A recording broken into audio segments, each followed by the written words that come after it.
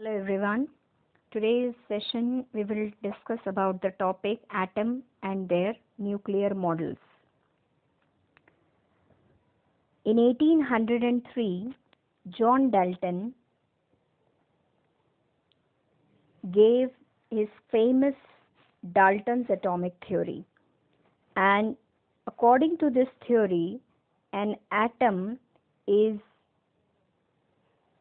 the smallest particle of every matter around us, as well as it is indivisible.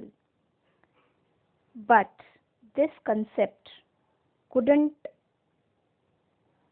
go long when it was found later on with the discovery of the two particles.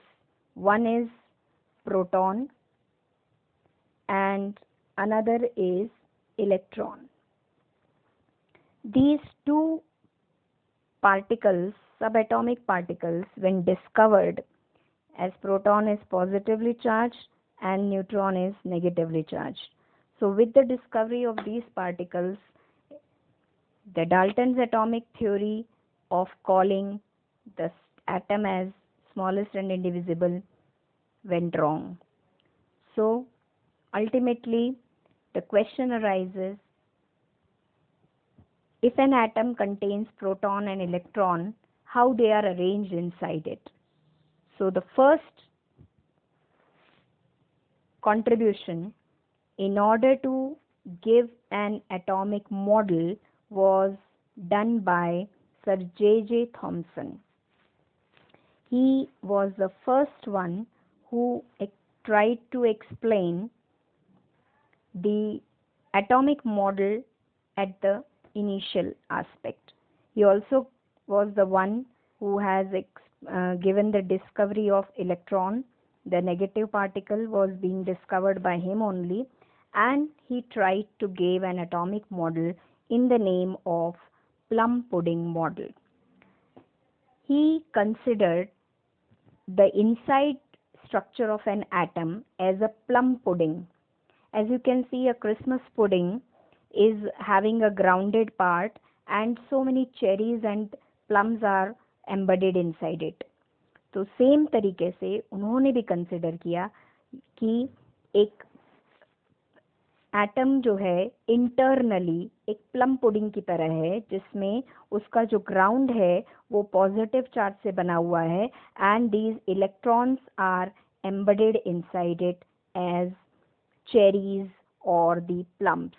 यहाँ पर हम इसको watermelon की तरह भी consider कर सकते हैं, जिसमें कि the red part of the watermelon is actually made up of positive charges, and the seeds, which are black in color, are considered to be as negative electrons. So ये जो पुडिंग मॉडल था, इस model में he tried to explain 2 points कि हर atom के पास अंदर एक positive charge sphere होता है और उसमें electrons are embedded inside it, and the negative and these positive charges are always in equal in number. जैसे ही उन्होंने ये बताया कि positive and negative charges are equal in number, it confirms the stability of an atom. The stability means there is the positive and negative charges, they will cancel each other. So this will show the neutralness of the overall atom. So the neutralness of the overall atom will consider it as stable. But the model could not explain how these positive and negative charges they remain so close together, and also all the conclusions drawn by the various alpha ray scattering experiment done by other scientists was also not being explained by this model. So these were the two limitations of Thomson's model. Another contribution and a major outbreak was done by Sir Ernest Rutherford in 1911. He also tried to propose an atomic model of atom where he wanted to explain how the electrons and protons are arranged inside it. For this, he took the help of a scattering experiment where he took main two components. The first component was an alpha particle. Now, हमें सबसे पहले मालूम होना है कि यह alpha particle क्या होता है.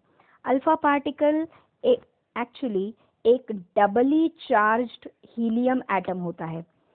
डबली चार्ज्ड हीलियम एटम जिसके की 4 यूनिट्स ऑफ एटॉमिक मास होता है और उसके पास 2 प्रोटॉन्स या 2 इलेक्ट्रॉन्स होते हैं. ये जो है doubly charged alpha particles, they are heavier than protons. Protons are also positively charged and they are also positively charged, but they are heavier than protons. So these are the important properties of this alpha particle. Another component which he has taken is a gold foil. Now this gold foil is thickness was of 1000 atoms. It was, as you know very well, aluminium foil हम इस्तेमाल करते हैं, वैसे ये gold foil उन्होंने लिया जिसका thickness जो है वो 1000 एटम्स के बराबर था. ये 2 इम्पॉर्टेंट कंपोनेंट्स उन्होंने लिए इस पूरे एक्सपेरिमेंट को कंडक्ट करने के लिए. और जैसा कि आप इस फिगर में देख सकते हैं, the whole setup for this gold foil experiment was being shown. इस सेटअप में सबसे पहली चीज एक रेडियो एक्टिव सोर्स रखा गया है जिसके द्वारा बीम ऑफ अल्फा पार्टिकल्स यानी डबली चार्ज हीलियम एटम्स को रिलीज किया जाता है. And there is a detector as you can see here, and that semi circular detector is covering the gold foil also, as you can see here, gold foil. Now in this experiment, जैसे ही उन्होंने radio active resource से alpha particles release की जाती हैं तो हमें 3 प्रकार के ऑब्जर्वेशंस होते हैं. पहला ऑब्जर्वेशन जैसा कि आप देख पा रहे हैं कि काफ़ी अल्फा पार्टिकल्स जो हैं they went straight through out the gold foil without any deflection. They didn't deflect. They went straight and reached to the other end of the gold foil. Second observation अगर आप देखें तो आप देखेंगे कि कुछ beam alpha particles, they were deflected at small angles. They were deflected at small angles. और तीसरा आप देखेंगे, the third one is that some were rebounded. Some alpha particles were totally rebounded. Rebounded का मतलब होता है कि लार्ज एंगल से वो वापस हमारे पास आ गई. तो वो लार्ज एंगल हम मान सकते हैं it may be of 180 degree, जिसमें कि कुछ अल्फा पार्टिकल्स जो हैं वो गईं और दे केम बैक. सो ये हमारे 3 ऑब्जर्वेशंस रदरफोर्ड में have taken us to the 3 important conclusions in about the structure of an atom. पहला ऑब्जर्वेशन यदि हम देखें तो कहता है कि ज़्यादातर अल्फा पार्टिकल्स जो थे वो स्ट्रेट अनडिफ्लेक्टेड निकल गए. ये हमें बताता है कि एक एटम के अंदर ज़्यादातर स्पेस जो है वो खाली है, क्योंकि ज़्यादातर they did not, all the alpha particles did not find any obstruction in the major area of the atom.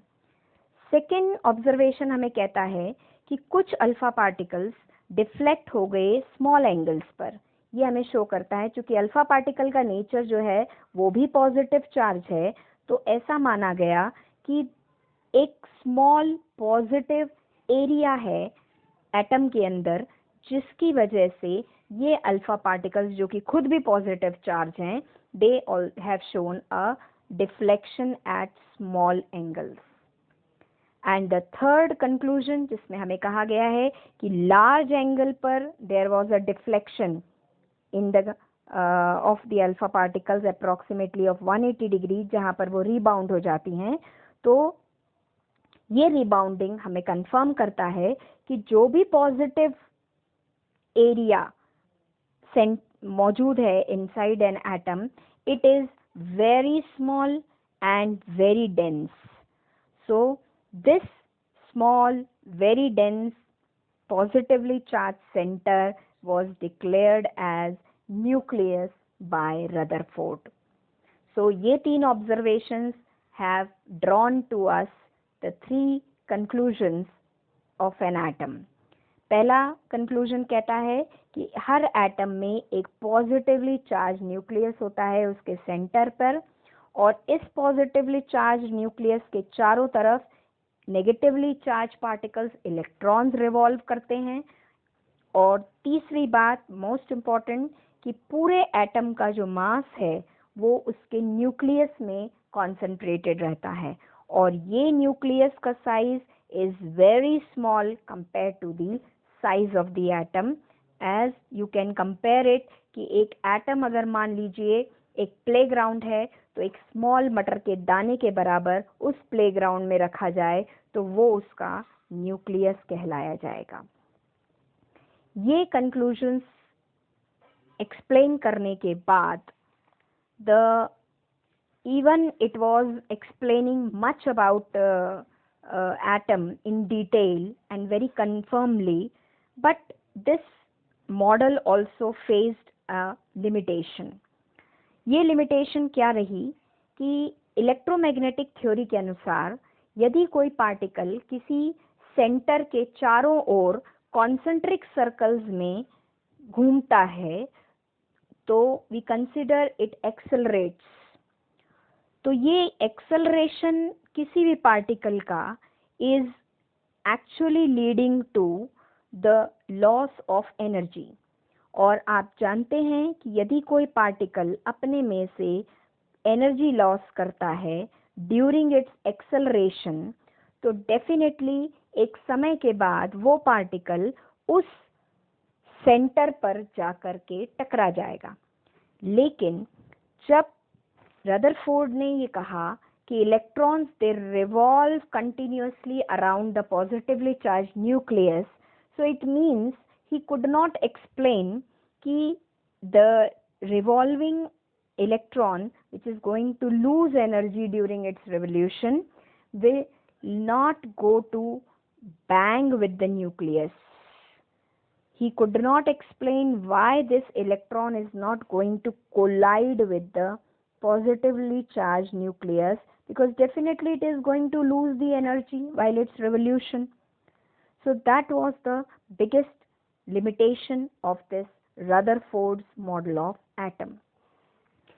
इस limitation को overcome किया नील बोर ने by proposing another model of an atom called as Bohr's model of an atom. इस model को explain करने में Niels Bohr ने concept दिया कि हर इलेक्ट्रॉन जो कि चारों तरफ पॉजिटिवली चार्ज न्यूक्लियस के घूमता है, वो एक पर्टिकुलर ऑर्बिट, सर्कुलर ऑर्बिट में घूमता है। Means inside an atom around the positively charge nucleus there are circular orbits. As you can see, so many circular orbits are there. ये सभी circular orbits जो हैं, they are containing a particular energy inside them. That's why in orbits को shells या energy levels भी कहा गया है। ये energy levels के पास अपनी खुद की एक energy होती है, और इन एनर्जी लेवल्स में electrons use to revolve. As you can see with the red colour, electrons are shown. So an electron is actually moving in the circular orbits around the positively charged nucleus. So अगर हम इसकी detailing में postulate देखें तो जैसा हमने पहले कहा कि हर inside an atom some special orbits which are also called as discrete orbits are present, और in discrete orbits में electrons are allowed to move inside an atom. खास बात सेकेंड पोस्टुलेट कहता है कि ये जो स्पेशल डिस्क्रीट ऑर्बिट्स हैं, they are stationary, means they are not moving, and these stationary orbits, they have certain amount of energy inside them. जब भी इलेक्ट्रॉन इन डिस्क्रीट ऑर्बिट्स में रिवॉल्व करता है, then they do not radiate energy.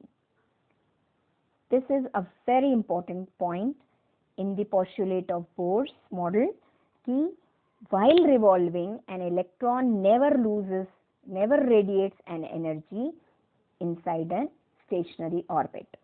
ये stationary orbits को नाम दिए गए हैं n के द्वारा बताया जाता है. As you can see here, n is equals to 1 means this is the first circular orbit outside the nucleus, named as K shell.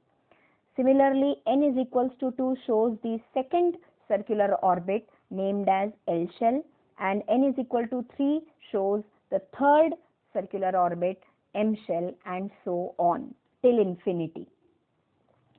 Another very important point here is कि जब भी कोई इलेक्ट्रॉन रिवॉल्व करता है अपनी खुद की orbit में, तो दे नेवर रेडिएट एनर्जी. लेकिन जैसे ही एक इलेक्ट्रॉन जंप करता है from a higher energy level to a lower energy level, then they release energy in the form of light, and this light is called as photon. Okay, after this, यदि कोई electron jump करता है from lower energy level to high energy level, then they absorb energy from outside. Now these are the two very important points which are highlighted by Bohr model. उनके अनुसार एक electron कभी भी अपनी energy dissipate नहीं करता है जब वो अपने ऑर्बिट में रिवॉल्व करता है. तो कब वो डिसिपेट करता है अपनी एनर्जी? जब भी वो जंप करता है एक ऑर्बिट से दूसरे ऑर्बिट में. अगर वो हायर ऑर्बिट से लोअर ऑर्बिट में या हायर एनर्जी लेवल से लोअर एनर्जी लेवल की तरफ जंप करता है, तो वो हमेशा एनर्जी को रिलीज करता है in the form of light called as photon. लेकिन जब वो स्मॉलर लेवल से हायर लेवल की तरफ जाता है, तब वो गेन करता है एनर्जी फ्रॉम आउटसाइड.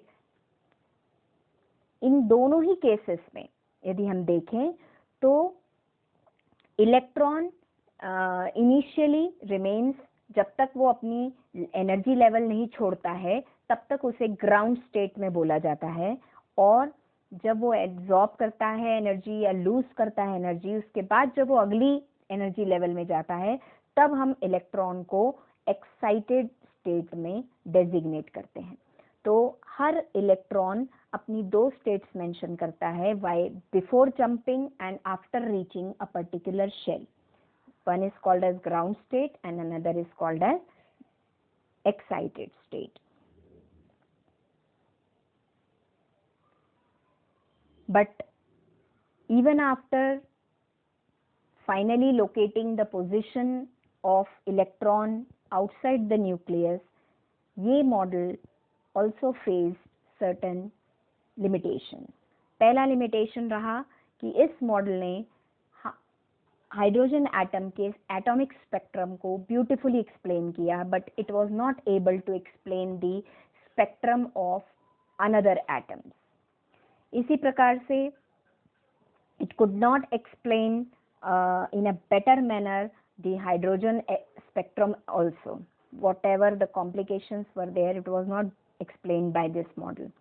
तीसरा, it was failed to explain the splitting of spectral lines under the influence of magnetic field.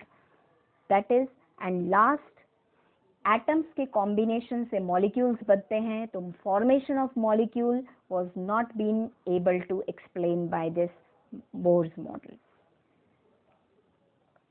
इस बोर मॉडल के डिफेक्ट्स को ओवरकम किया quantum mechanical model which was provided by Schrödinger in 1926। इनके अनुसार the most possible place to locate an electron outside the nucleus is the higher denser region where we can locate the possibility of an electron. It is not the circular orbits, it is actually the wave form of model. ये wave form of model can be better explained in class 9th to all of you, but it has actually given a new concept of quantum mechanical model, जिसके अनुसार electron की location को हम orbit में भी नहीं ढूंढ सकते हैं, inside the orbit also somewhere in the denser electron cloud region that is called as orbital, we can find their location. So that was an advanced concept shown by them. So in this lecture overall we have come to know the particular timeline कि कैसे the concept of John Dalton, जिसमें उन्होंने कहा कि atom is indivisible, converted into an atom which is containing 3 more particles inside it. Number 1, protons, and number 2, electrons. So John Dalton 1803 में उन्होंने atom को indivisible बताया, हम उसे उसके और टुकड़े नहीं कर सकते, हमें और उसके अंदर कुछ नहीं मिल सकता। लेकिन इस बात को 1904 में जे थॉमसन ने डिस्प्रूव किया और बताया कि हर एटम के इनसाइड कुछ पॉजिटिव चार्ज पार्टिकल्स जो उसका ग्राउंड बनाते हैं और उसमें नेगेटिव चार्ज पार्टिकल्स एम्बेडेड रहते हैं, like the seeds in the watermelon.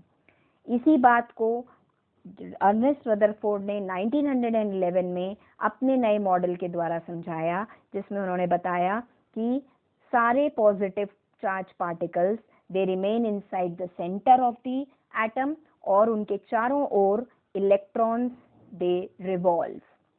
इसी मॉडल को और स्पेसिफिकली लोकेट किया 1913 में नील्स बोर ने, जिन्होंने बताया कि ये electrons are not revolving randomly outside the nucleus but they are actually revolving in circular orbits called as shells और एनर्जी लेवल्स।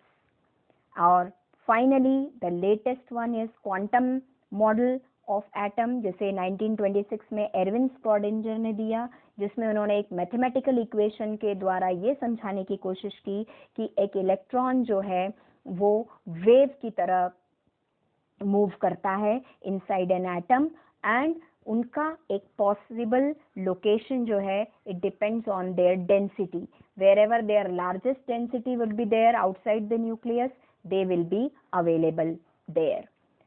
सो इस बात से in 1932 Chadwick he has discovered the third particle which is present inside the nucleus called as neutron, और इससे the structure of atom becomes completed as containing 2 particles, proton and neutron, in the center of the nucleus, inside the nucleus of an atom, whereas electrons are found outside the nucleus.